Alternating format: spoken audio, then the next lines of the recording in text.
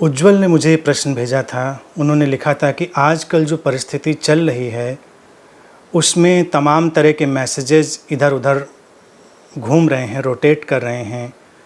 कोई एक कॉन्स्पिरेसी की बात करता है, बायोकेमिकल अटैक की बात करता है और तरह तरह की थ्योरी चल रही हैं। लेकिन जैसा कि आप कहते हैं कि कुछ भी कॉस्मिक विल के बिना नहीं घटता है, तो आजकल के जो प्रेजेंट सिनेरियो को है उसे हमें कैसे देखा जाना चाहिए जब इतनी कॉन्स्पिरेसी थ्योरीज और अफवाहें हमारे बीच विचरण कर रही हैं।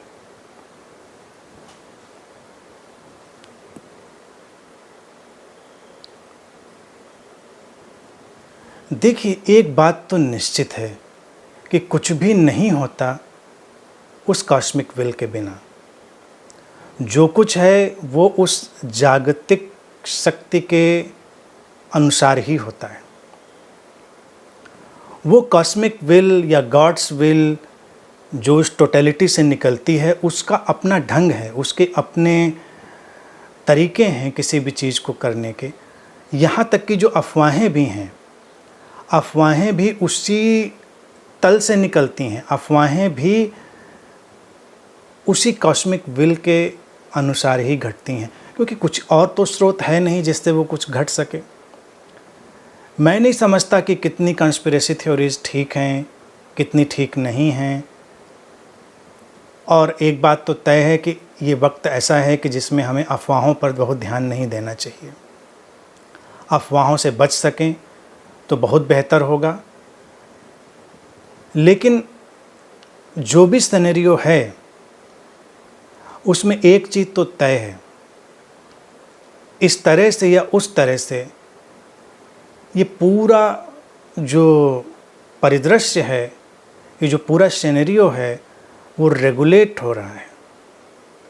जैसे उसको नए सिरे से झाड़ा पोंछा और मांजा जा रहा है, इतनी बात तो करीब करीब तय दिखाई देती है। अब कोई भी घटनाक्रम जो हमारे लार्जर बेनिफिट में जा रहा हो, बृहत्तर लाभ में जा रहा हो, वो सृजन से भी गुजरता है और विध्वंस से भी गुजरता है। झूठ से भी, सच से भी, खाई से भी, शिखर से भी, अंधेरे से भी, उजाले से भी।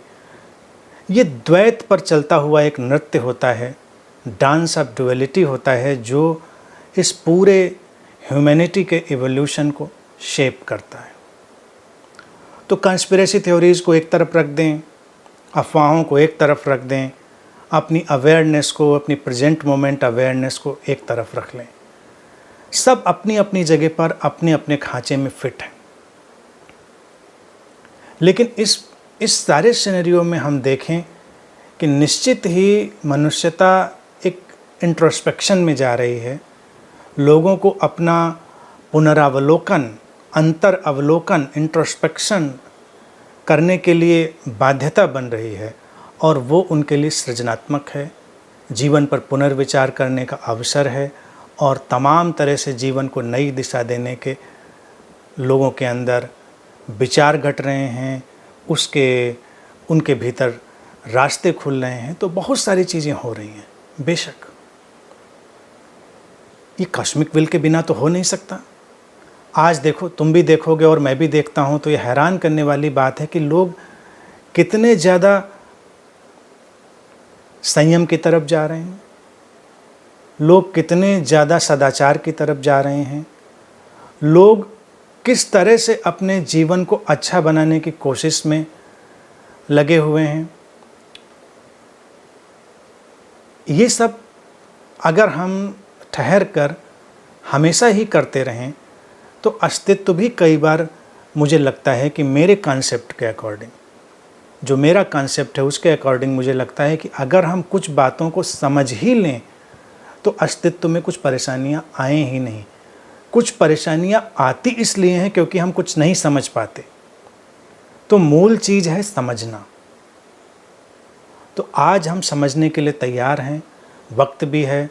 लोग घरों में लॉकडाउन में अपने देश से लेकर पूरी दुनिया में अलग अलग रूपों में हैं, तो उनको इन सब बातों पर सोचने समझने के लिए अवसर है।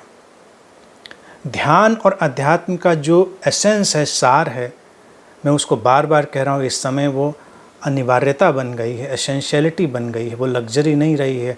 कोई कहे नहीं मेरी तो कोई रुचि नहीं, मैं तो इसमें कोई वो ध्यान नहीं देता। और आज क्या है, आज हमारी गवर्नमेंट से हमको कह रहे हैं कि एसेंशियल काम करिए, एसेंशियल चीज़ें रखिए, सब नॉन एसेंशियल। और नॉन एसेंशियल में क्या क्या कट रहा है आप अगर देखिए तो हम खुद हैरान होंगे। तो हालांकि जोक भी चल रहे हैं, लेकिन वो रियलिटी भी है कि हम अपना कितना जीवन नॉन एसेंशियल में ज़ाया कर देते हैं, ख़त्म कर देते हैं। तो कंस्पिरेसी थ्योरीज, अफवाहें कुछ भी हों, but in my view, in my concept, मैं देखता हूँ ये एक पूरी मनुष्यता को एक रेस्यूरेक्शन में, एक पुनरुत्थान में ले जाने की प्रक्रिया है, जो सचमुच में बड़ी खूबसूरत है।